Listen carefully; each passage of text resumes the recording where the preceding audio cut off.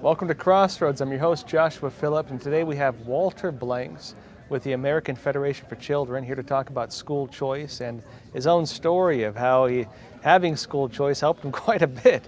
And I understand you were bullied and all that, and this made a big difference for you. So tell us about your work a little bit first, and we'll get into that. Yeah, well, first off, thank you for having me. I really appreciate it. So I work with the comms team for AFC, and our main focus is just to begin to build more awareness around what school choice is, what it looks like, and how it impacts communities and the ability that it has to change people's lives. And so I'm really excited to be a part of this team. I know firsthand the benefits of a good quality education.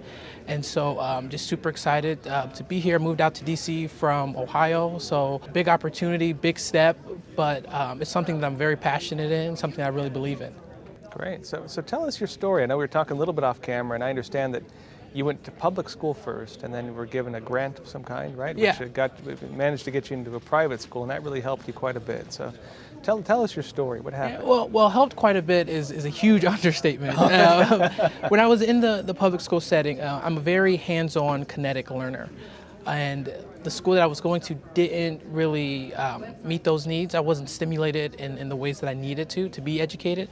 And so I began to act out. I began to, socialize with my friends and make jokes and things like that. And so the teachers saw me as just a big distraction in the classroom.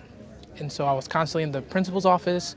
I have this joke with my family that my parents were in the school more than I was, because they were just always there. There was always something wrong with Walter. And so I had a Spider-Man shirt when I was young in the public schools. A huge superhero fan.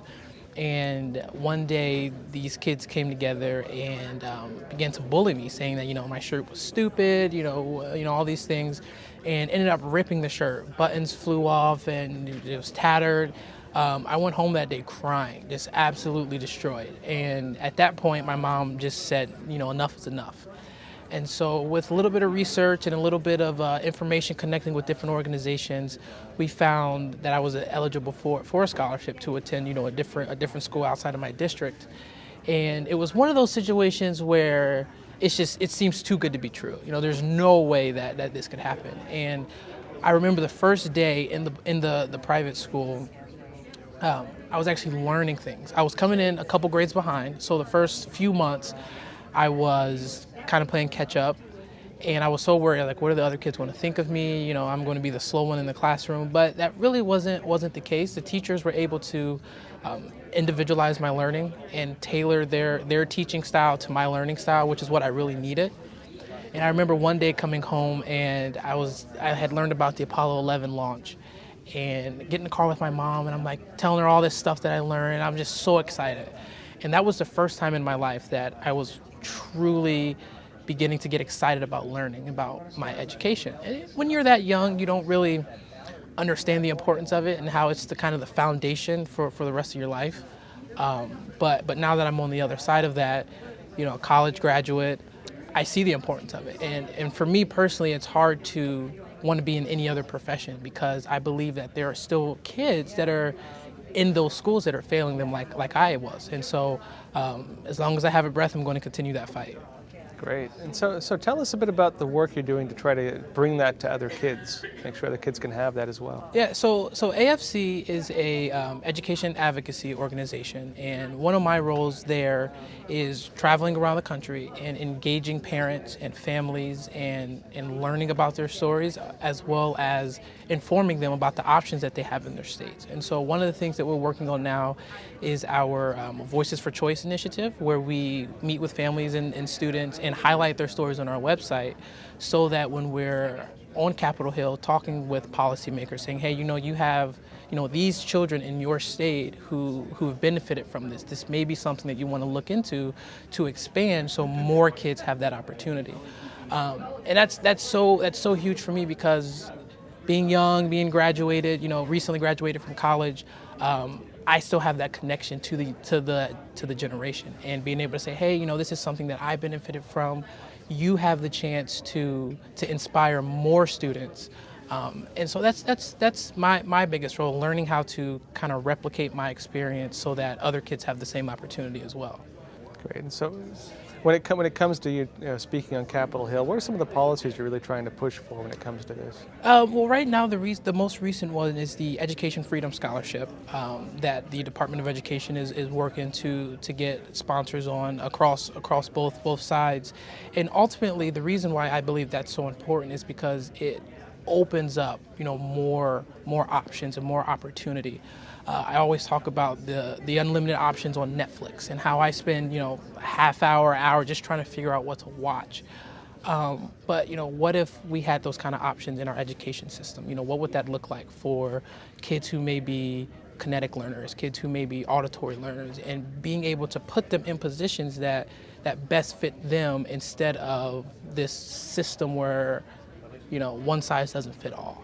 And so that's the work that I'm doing, and that's the current policy things that we're working on. But as more ideas come about, we're looking to reinvent or renovate the idea of education and what that looks like in today's society.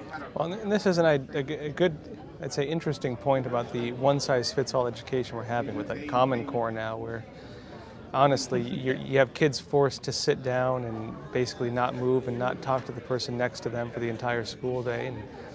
And what kind of person are you teaching when it's all standardized answers and standardized ABC type questions, and there's no room for freedom of expression or having real creative action and things like that, and nothing teaching you good interactions with the people next to you. I have a friend who he grew up in Soviet Russia. And he moved to the United States, and he said the school system here wasn't as good technically, math and stuff like that. He learned better in Russia, but he said what he learned in America was how to interact with other people, and that for him was the most valuable thing he learned, and that really changed his life. And schools these days, they don't really teach that anymore, I think, and that's frightening because maybe some people, they can sit still all day and just say ABC and that type of stuff, but a lot of people that doesn't work for. Yeah. And even speaking on my own experience, like you said, I work better in a collaborative environment. And one of my friends that I actually graduated college with is now a teacher in Columbus, Ohio, and she puts a emphasis on collaboration. So in her classroom, each child doesn't have their own desk. They sit at tables where there's 3 or 4 to each table, to promote that kind of collaborative work, because the academics is great, but when you become an adult, you need to learn how to work with other people and learn how to interact and how to come together to achieve something greater than yourself. And like you said, in this system, one size doesn't fit all. So whereas, like you said, one kid may be able to sit all day and focus on their work and that's it, other kids may not be able to do that. And so I personally believe that for that kid that may not be able to do that, should have the opportunity to be put in an environment where his strengths are utilized. And so that's what I'm fighting for, and that's what I'm all about. Great. And so where can people learn more about your work and what you're doing? Yeah, so we have a website, federationforchildren.org, and I think that would be a good starting place for any kind of questions, or if they want to learn more about who we are and the work that we do. Great. Real pleasure having you on the show. Appreciate it. Thank you. Thank you. Thanks.